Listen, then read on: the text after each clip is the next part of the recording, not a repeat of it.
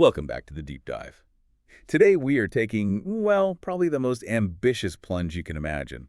We're heading straight into the theoretical heart of a black hole. Yeah, it's deep territory. But we're not just talking about the usual stuff, the classical gravity picture. Yeah. We are going deep into the quantum realm. That's right, where things get really strange, where space and time, they start looking a lot like information, like computation even. Exactly. So our sources today, they're tackling one of the most, counterintuitive ideas in modern theoretical physics, really mind-bending stuff. Absolutely. We're exploring this core idea, this thesis, that says while a black hole's exterior, the edge you could theoretically see, The event horizon. right, the event horizon, while that seems stable, maybe even quiet, the inside, the actual volume within it, well, the thinking is that its volume, or maybe its complexity, is growing indefinitely, forever. Okay, so that's our mission for this deep dive listener. We want to unpack this really wild proposal, the idea that computational complexity... Which sounds abstract, I know. It does. But the idea is that this complexity, basically how hard it is to calculate something, is actually a physical thing, a measurable geometric quantity inside these massive objects. And right away, we hit this central puzzle. How can the boundary, the event horizon, just sit there looking static? But the space it encloses keeps expanding forever. That seems paradoxical. It absolutely is. And that tension, that's really where the interesting physics is happening. It's the clash point. Because on one side, you have general relativity, Einstein's theory. Right, giving us this smooth picture usually. Exactly. A smooth, fixed geometry for a black hole, at least when nothing new is falling into it, it settles down. Okay. But then on the other hand, you bring in quantum gravity ideas, quantum mechanics, and they suggest the internal structure isn't static at all. It's in the state of continuous, unending geometric expansion. That's the theory. And to make those two pictures work together, well, you have to kind of rethink what volume even means inside a black hole. It might not be the classical volume you measure with, rulers and stuff. Okay. The idea is it's more like a direct physical sign, a manifestation of the information that's accumulating inside it. So the space itself is somehow representing the information content. In a sense, yes. That's the direction this research points. All right, let's slow down a bit and unpack that first part, the external stability. Yeah. Because that's what most people picture, right? The classical black hole idea. It's the foundation. So if we're observing a black hole from a safe distance, what does it look like according to standard physics? Well, it looks remarkably simple, assuming it's quiescent, meaning it's not actively gobbling up stars or gas clouds. Just sitting there. Just sitting there. It's incredibly stable. The classical equations, Einstein's equations, they tell us its geometry is defined by just three things. Mass, spin, and charge. Yeah. The no-hair theorem. Exactly. Mass, how heavy it is, angular momentum, how fast it's spinning, and electric charge, though usually that's negligible for astrophysical black holes. Okay. And its boundary, the event horizon, the point of no return, that boundary is fixed. Its size depends only on those three numbers. And the only way that boundary, that visible edge, gets bigger is if the black hole literally eats something. Precisely. If it absorbs more matter, its mass increases and the event horizon expands. Simple cause and effect. So if it's not eating... If it's just sitting there quietly, that external radius, often called the Schwarzschild radius, for the simplest case, it's fixed. Constant. It's like the ultimate cosmic statue. Perfect, unchanging sphere of gravity from the outside. That's a good way to put it. Perfect spherical simplicity, or maybe slightly swashed if it's spinning, but fundamentally stable. Okay, so that sets our baseline. From the outside looking in, the volume seems fixed. Done. Right. That's the classical picture. But now, we flip the coin. Yeah. We look inward, theoretically speaking, and this new argument just throws that stability right out the window. Yeah, here comes the twist. The sources we're looking at argue that even if the black hole is perfectly quiet, perfectly quiescent, horizon isn't growing. The interior volume, or maybe the structure defining that interior volume, it keeps stretching, it keeps expanding with time. And this is where it really challenges our everyday geometric intuition. It's hard to visualize. Totally. Imagine the outside edge, the radius isn't changing at all, but inside, the structure is somehow stretching away from that horizon, deeper towards the center, towards the singularity. But getting larger inside. In a sense of its internal spatial extent, yes. That's the claim. Wait, hold on. Let me try to picture this. The container isn't changing size, but the space inside the container is inflating endlessly. That sounds like it breaks something fundamental, like conservation of space. Is that even a thing? How can the inside get larger if the outside is fixed? Right? It feels like it should violate something. But the only way theoretical physicists have found to make this work, to justify it mathematically, is by linking that geometric property, volume, to something else entirely, something non-geometric that naturally increases with time without any limit. And that something else is. Quantum information theory, specifically complexity. Ah. The idea is that this internal volume expansion isn't being driven by adding more mass or energy in the classical sense. It's being driven by the relentless passage of time, evolving the quantum state inside the black hole. Okay, so if I try that computer analogy again, the black hole is like a computer. The external size, the event horizon radius, that's like the fixed size of the computer case. Okay, yeah. But inside, the amount of data being processed, or maybe the sheer difficulty of understanding the machine's current state, that's what's growing. And somehow, that growing computational load, that complexity, is actually warping or stretching the internal dimensions, making more room inside. That's a really powerful analogy, actually, yes. We're moving away from thinking about space-time purely classically, purely geometrically. Instead, the geometry itself might be emerging from something deeper, from the flow and the complexity of quantum information. Wow. So when we say the interior keeps expanding, it means the spatial dimensions inside are stretching, pulling away towards the singularity. But that stretching is directly coupled to how complex the black hole's internal quantum state has become over time. So time passing is the engine for spatial growth inside. In this picture, yes. Time evolution of the quantum state translates into geometric expansion of the interior volume. Tag 3, complexity as the engine of growth. Okay, let's really drill down into this engine then. Right. Quantum computational complexity, it's a mouthful. We need to make this concrete. Absolutely. This is the absolute heart of the proposal. It's where quantum gravity ideas meet information theory. And it's crucial, as you said before, to define complexity carefully. Especially, we need to contrast it with entropy. Right, because people have heard about black hole entropy.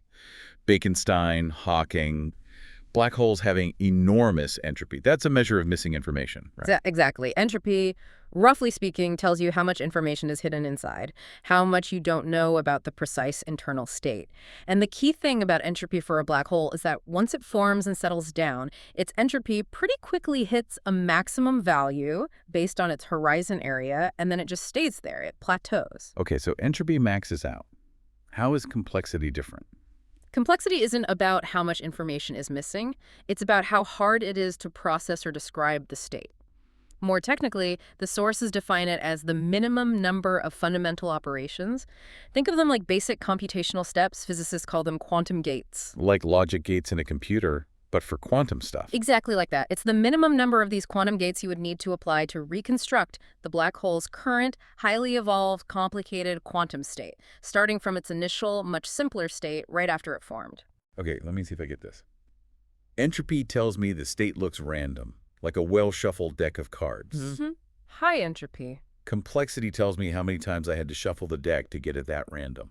That's a great analogy, yes. If the black hole started as a simple state, let's call it state A, like an ordered deck. Okay. Complexity is the count of how many shuffling steps, how many quantum gates you had to apply to get it to its current, incredibly intricate state Z, the shuffled deck. And, crucially, this number keeps growing. That's the hypothesis. Because time is always passing inside the black hole, the quantum state is constantly evolving, constantly interacting with itself, which means the number of steps needed to reverse that process to get back to the simple state A is constantly increasing. The idea is it grows without bound forever as long as the black hole exists. But why? Why doesn't complexity plateau like entropy? Why does the shuffling count just keep going up and up? It's because of the incredibly intense scrambling mechanism inside the event horizon. Scrambling, like mixing things up. Like mixing things up faster and more thoroughly than anything else in the universe. Black holes are thought to be the fastest scramblers nature allows. When matter falls in, its quantum information, all the little details that defined it, gets instantly mixed, tangled up, and spread out across all the possible internal states, the degrees of freedom of the black hole. So it's not just becoming random, it's an active, ongoing process of entanglement and interaction deep inside. Precisely. The interior isn't static. Think of it as a chaotic, thermalizing soup of quantum fields. The interactions between everything inside are incredibly strong and happen incredibly fast. Every single moment that passes, according to the internal clock, means that original information gets scrambled deeper and deeper. It gets woven into this incredibly dense, intertwined quantum tapestry. Okay. And the key point is, the difficulty of undoing that scrambling, of untangling the state, reversing the shuffling that difficulty is what grows. And the models suggest it grows exponentially with time, at least for a long period. Wait, exponentially, that sounds incredibly fast. Yeah. Can you give us a sense of scale? Well, okay, think about it this way. If you have a system with, say, n interacting particles or quantum bits, Hmm. the complexity, the number of operations to specify its state, often doesn't just grow linearly, like n. It can grow exponentially, something like 2 to the power of n. And for a black hole N, the number of internal parts must be astronomical. Absolutely enormous. It's related to the entropy, which is already huge. So you have this massive number of interacting quantum degrees of freedom, the number of quantum gates needed to reverse the scrambling process, to reconstruct that initial simple state. It just increases at this blistering, unrelenting pace. And it never stops because the system is always interacting, always evolving further into complexity. Exactly. Unlike entropy, which measures the static amount of disorder and quickly maxes out, complexity measures the dynamic computational effort required to reach the current state, and that effort keeps accumulating as time ticks by internally. Okay, so the black hole is constantly computing just by existing through time. You could think of it that way, yes. Its natural time evolution is a form of quantum computation. And the increasing effort needed to reverse that computation. Yeah. That's complexity. Okay, now for the really big leap, Hmm. connecting this abstract computational idea back to geometry, the geometric correlation. This is the bridge. This is where we try to connect abstract calculations about quantum states to the physical reality of space-time inside the black hole. And the hypothesis, it's simple to state, but really profound in its implications. What is it? The continuously increasing computational complexity is hypothesized to correspond directly to the geometric expansion of the black hole's interior volume. Directly, as in one is the other. They're not just correlated like two things happening at the same time. The proposal is deeper. It suggests that the internal spatial volume is the geometric representation, the physical proxy for the complexity. Whoa, okay. So when we talk about the volume inside stretching, we're literally saying that physical space itself is expanding, making more room, specifically to accommodate the increasing computational difficulty of the quantum state within it. That's the core idea. The stretching of the space inside isn't just some weird side effect. It is the physical, measurable manifestation of the growing difficulty required to untangle the quantum information stored there. That's radical. It is, and this is why physicists like Leonard Susskind and others started proposing these connections, linking space-time geometry directly to concepts from information theory, like complexity. You sometimes see it summarized with equations like complexity equals volume or CVV, though the details are, of course, much more involved. CV. Complexity is volume. That's a powerful statement. You mentioned earlier this is often defined using abstract math, things like Hilbert spaces. Can you clarify what a Hilbert space is in this context? Why is that the language used? That's a good point. It's important context. So Hilbert space is basically the mathematical playground where quantum mechanics happens. You can think of it as this vast, infinite dimensional abstract space that contains every possible quantum state a system could ever be in. Every configuration imaginable. Exactly. For a complex system like a black hole, this Hilbert space is just unimaginably enormous, mind-bogglingly huge. Okay. So when we say the black hole's complexity is growing, what we mean in this mathematical language is that its quantum state is taking a journey. It's moving further and further away from its starting point within this enormous Hilbert space. Traveling through the space of possibilities. Precisely. And the distance it travels in this abstract space is measured by the number of fundamental steps, the quantum gates, required to get it back to the origin. That distance is the complexity. And the really beautiful, or maybe crazy, part of this theory is that it takes that abstract journey through Hilbert's space and says it has a direct physical counterpart, the actual literal growth of the physical volume inside the black hole. Exactly. It attempts to give that abstract computational distance a concrete geometric meaning within the framework of general relativity. It potentially transforms complexity from being just a concept in quantum information theory into something you could, in principle, relate to the measurable spatial volume inside the black hole. This duality, this connection between information and geometry, is really the key unifying idea here. Hashtag tag EFI, broader context and implications. Okay, so this complexity equals volume idea, it's obviously a huge theoretical shift. It must have implications for some of the really deep, long-standing puzzles in physics. Let's start with the biggest one, the information loss paradox. Right. You can't talk about quantum mechanics and black holes without hitting the information loss paradox. It's been a battleground for decades. Remind us quickly what the core conflict is. Okay, so, very simply, general relativity, in its classical form, seems to imply that when matter falls into a black hole, all the detailed information about its quantum state, what made it unique, gets completely destroyed, obliterated. The only things left behind, as we said, are mass, spin, and charge. All the specific details are gone forever. Like burning a book and only weighing the ashes. Exactly. But quantum mechanics has a fundamental rule. Information must be conserved, it can change form, it can get scrambled, but it can never be truly erased from the universe. This principle is called unitarity.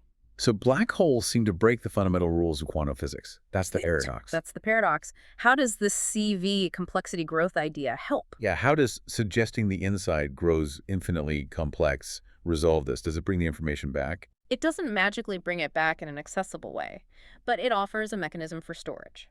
If the complexity is growing indefinitely, and complexity is tied to volume, it means the black hole is constantly developing a more and more elaborate internal structure. The idea is that this ever-growing structure encodes the infalling information. So the information isn't actually lost or destroyed. It's stored inside, but in this monumentally scrambled, incredibly complex configuration that's becoming geometrically larger or deeper over time. Okay, wait though. If the information is scrambled infinitely deep and the complexity grows forever, is that really preserved? It sounds more like it's just infinitely impossible to find. That's a very sharp point. Doesn't that just swap the information loss paradox for like an information accessibility paradox? The info's there, but good luck ever getting it. You've hit the nail on the head. That's precisely how many physicists interpret it. The complexity argument essentially reframes loss as infinite inaccessibility. Technically, the information is still there. In principle, if you could reverse all those quantum gates, you could get it back. Unitarity holds. If you could reverse them. Big if, because the number of gates required is growing exponentially and, according to this hypothesis, without limit. So retrieving the information becomes physically impossible for all practical and maybe even theoretical purposes. Okay. But the internal volume expansion, the CAV idea, gives the black hole the room it needs to store this perpetually inaccessible yet technically preserved information. The geometry makes space for the complexity. So the information isn't gone. It's just buried under this ever-expanding mountain of computational difficulty. And the mountain is the stretching space. That's a great way to visualize it. Yes.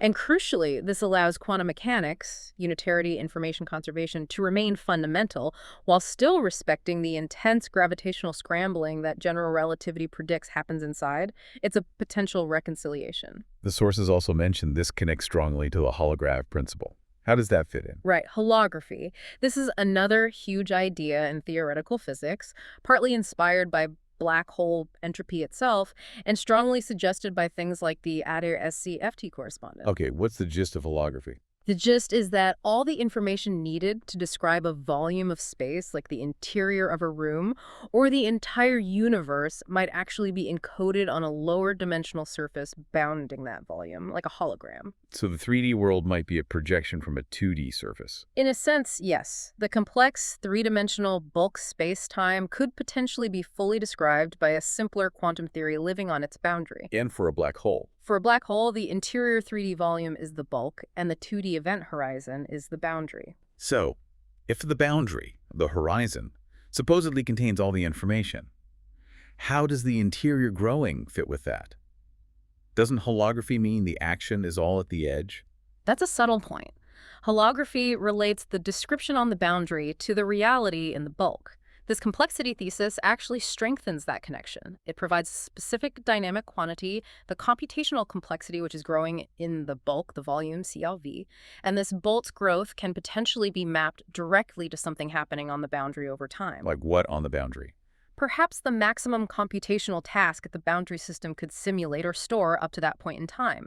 The internal expansion becomes the physical manifestation, the geometric dual of the boundary's growing capacity to handle incredibly complex quantum states as time passes. It links the inside and outside dynamically. Okay, interesting. Now, this also inevitably leads us into the territory of the firewall debate, which was, and maybe still is, pretty contentious. Oh, very contentious. The firewall paradox, or the AMPS paradox, named after the authors who proposed it. What was the core issue there? It arose from trying to reconcile three things that physicists really want to be true about black holes and quantum mechanics. Three pillars. Kinda. Pillar one. The event horizon should be smooth and unremarkable for someone falling through. No drama at the horizon, as Einstein's theory suggests. Okay, sounds reasonable. Pillar two. Quantum information is conserved. Unitarity, the thing we just discussed. Crucial. Pillar three. Quantum field theory, as we understand it, works locally, meaning interactions happen at specific points in space and time. Right. The problem AMPS pointed out is that you seem to run into a fundamental contradiction if you try to uphold all three of these principles simultaneously, especially when considering old black holes that have evaporated for a long time. What was their proposed solution, the firewall? To resolve the contradiction, they suggested sacrificing Pillar 1. They argued that the event horizon couldn't be smooth. Instead, it must be a firewall, a region of incredibly high energy right at the horizon that would violently destroy anything attempting to cross it, including the quantum entanglement needed to preserve information smoothly. Yikes. That sounds like throwing Einstein under the bus to save quantum mechanics. Yeah. It violates that no drama principle completely. Exactly. It felt like a very ugly solution to many physicists because it introduces extremely weird physics at the horizon, where classical GR predicts things should be normal for an infaller. So where does this complexity growth CEV idea position itself in this firewall fight? Does it offer a way out? It offers a potential third way, an alternative perspective. The idea is that if the internal volume is constantly expanding, constantly growing in complexity, it suggests that the quantum entanglement and complexity that would otherwise build up near the horizon and potentially cause the firewall paradox, well, maybe that complexity is being continuously pushed inward. So instead of the problems piling up right at the boundary, creating this firewall, Mm-hmm. the geometric expansion of the interior acts like a safety valve. Mm-hmm. It constantly makes more room deeper inside, pulling the complexity away from the horizon. That's the hope, or the interpretation some researchers are exploring. The eternal growth of the interior volume provides this ever-expanding geometric playground. It keeps the super complex, highly scrambled quantum state developing deep inside, preventing the contradictions from manifesting right at the external boundary. So it could potentially allow the horizon to remain smooth, as GR predicts, while also allowing quantum information to be conserved, stored infinitely deep, That's it. without necessarily creating a firewall. That's the promise. It suggests the resolution to the firewall paradox lies not in modifying the horizon, but in understanding the dynamics of the ever-growing interior geometry, driven by complexity. Wow. Okay, this really is weaving together threads from very different areas. We've got general relativity, the geometry of space, Uh-huh. quantum mechanics, the rules of information and states, Right? and now computational science concepts. Complexity, gates, computation acting as the glue. It really is. It's arguably the closest theoretical physics has come to a unified perspective on what's happening inside black holes. It treats the black hole not just as a passive gravitational sink, but as a dynamic system whose internal space-time evolution is fundamentally driven by information processing and complexity growth. #V, evaporation, and volume persistence. Okay, we've built up this picture. An eternally growing interior, driven by relentless complexity increase, CV. But now, the big reality check. Stephen Hawking. Hawking radiation. Ah, yes, the elephant in the room, or perhaps the radiation leaking out of the room. Right. We know black holes aren't truly black. They slowly radiate energy and particles away. They lose mass. They shrink. Eventually, they're predicted to evaporate completely.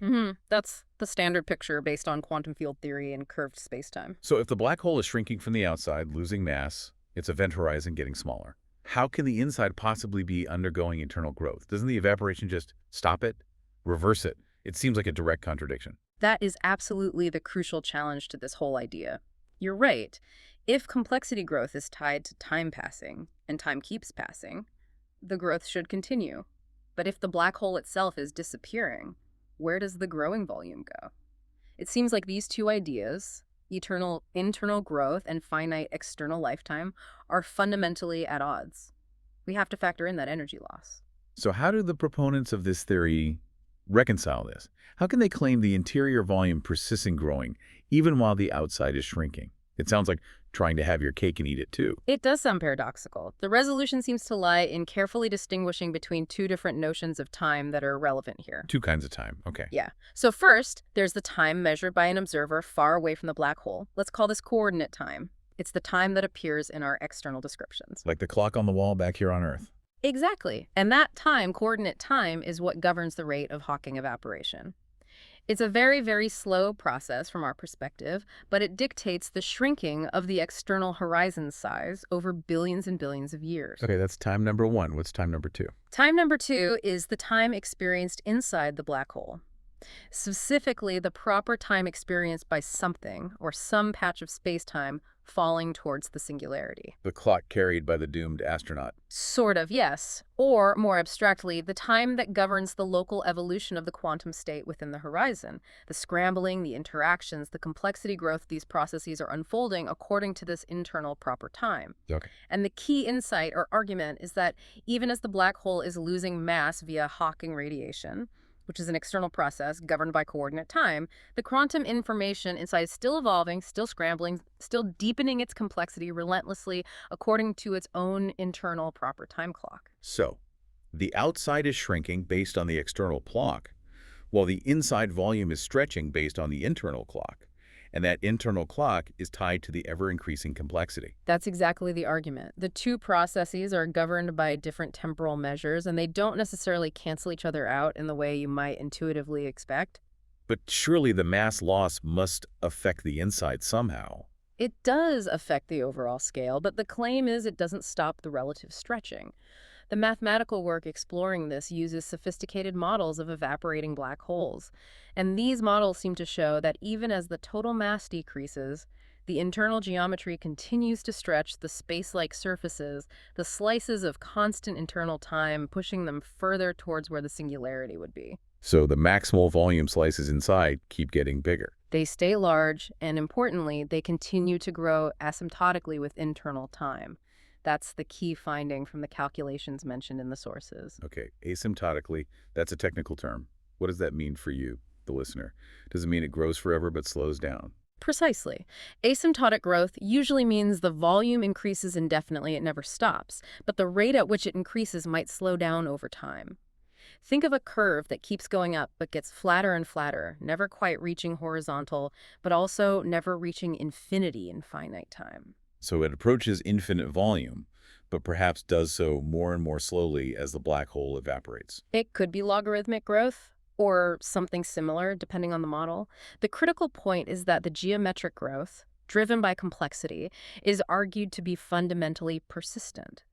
It's not entirely canceled out or reversed by the shrinking of the external horizon due to Hawking radiation. Wow. The internal clock driving the geometry keeps ticking and stretching the space to accommodate complexity, Yeah. largely independent of the energy budget leaking out from the external horizon. That's the ultimate theoretical trick, isn't it? The external boundary shrinks, but the space inside keeps expanding because the clock driving the internal geometry is different from the clock driving the external shrinkage. It feels like bending the rules of space-time itself. Well, it certainly underlines the radical nature of the conclusion, that the dynamics inside the horizon are governed primarily by quantum information processing, complexity growth, and once the black hole has formed, this internal dynamic becomes somewhat decoupled from the external classical energy accounting, mass loss via Hawking radiation. Okay. But like all good theories, there must be nuances, edge cases. The sources mention specialized black holes, the extremal cases. Yes, these are crucial. Extremal or near-extremal black holes provide a really important testbed for these ideas. What makes a black hole extremal? A black hole becomes extremal when it's carrying the absolute maximum possible electric charge or spinning at the absolute maximum possible rate for its given mass.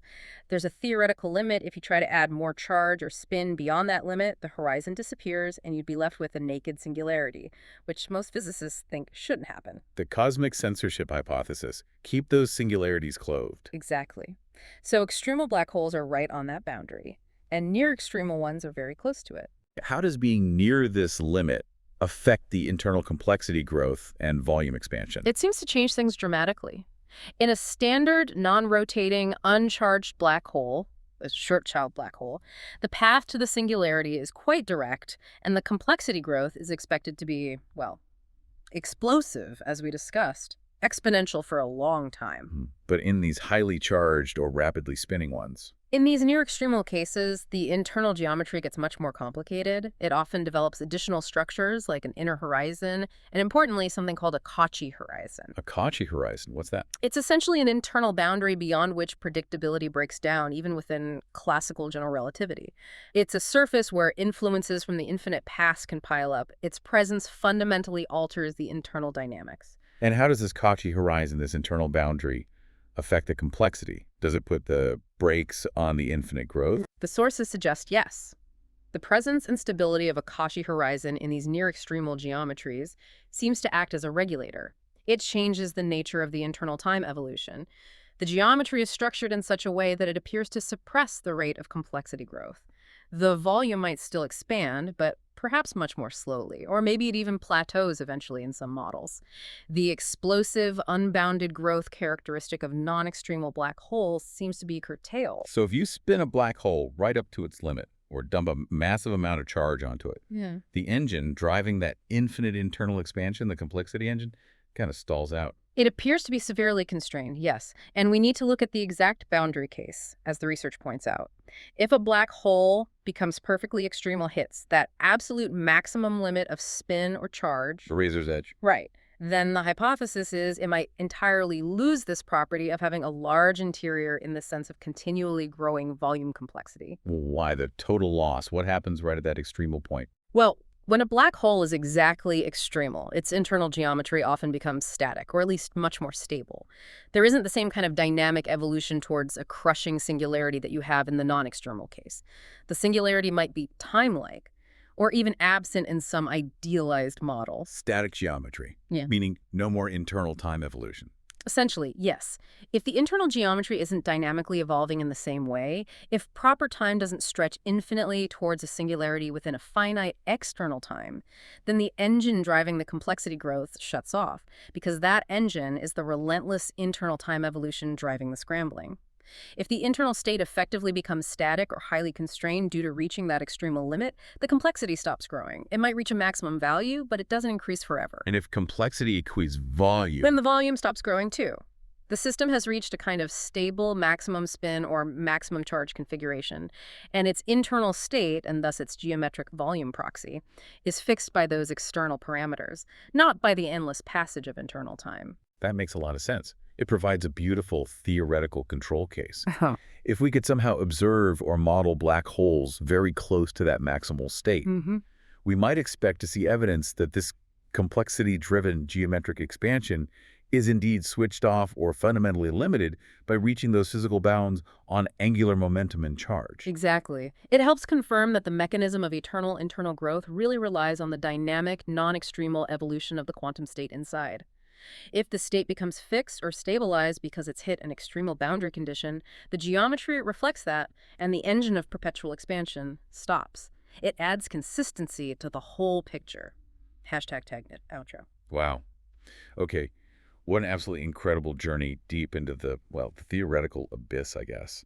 We've basically discovered that the emptiness inside a black hole might be, completely paradoxically, this engine of infinite, ever-growing internal structure. It really turns the common picture inside out, doesn't it? It totally does. Let's try to quickly recap the 3 absolute core ideas we've unpacked that lead to this picture. Okay. So first, we established that fundamental contrast, that paradox. The outside of the black hole, the event horizon, looks stable. It's fixed if nothing's falling in. But the theory suggests the inside, the volume, it's stretching. It's growing infinitely as internal time passes, decoupling the internal dynamics from the external appearance or mass. Right. Paradox 1, static outside, growing inside. Second, we found the proposed engine for that growth. We connected that unstoppable geometric expansion directly to this idea of quantum computational complexity.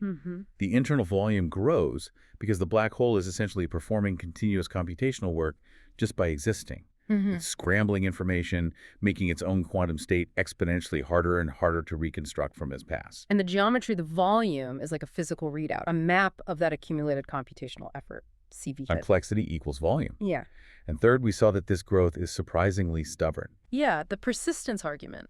This internal complexity growth and the associated volume expansion, it's considered so fundamental to the black hole's nature that it's argued to continue even while the black hole is evaporating, losing mass, and shrinking externally via Hawking radiation. Although, with that important caveat we just discussed. Right. That persistence can be limited or even stopped entirely in those very specific cases of highly charged or rapidly spinning black holes that get close to or reach the extremal limit. Okay, so we've seen that the insides of black holes might be defined not by emptiness, but by the sheer, ever-increasing effort required to reconstruct their past quantum state. If that interior volume really is fundamentally a measure of accumulated computational effort, well, let me leave you, our listener, with a final provocative thought to kind of chew on. Uh-oh. Bringing it back to the big picture. Got to.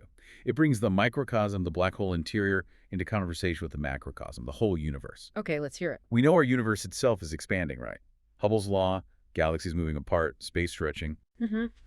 Observable fact. And we also know the universe is fundamentally an evolving quantum system, starting from a much simpler state after the Big Bang. Right. It's getting more complex over time, too. So, if complexity drives volume growth inside a black hole, could the expansion of our entire universe, the stretching of space between galaxies, could that also be, in some deep sense, a physical manifestation of the universe's own overall computational complexity growing without limit? Whoa. Is the expansion of the cosmos itself just the universe making geometric room for the ever-increasing computational effort required to describe its own history, just driven by the unstoppable passage of time? So you're suggesting, if the geometric growth inside a black hole is a kind of geometric shadow, a dual for quantum computation, then maybe the cosmological expansion we see all around us is the same phenomenon writ large.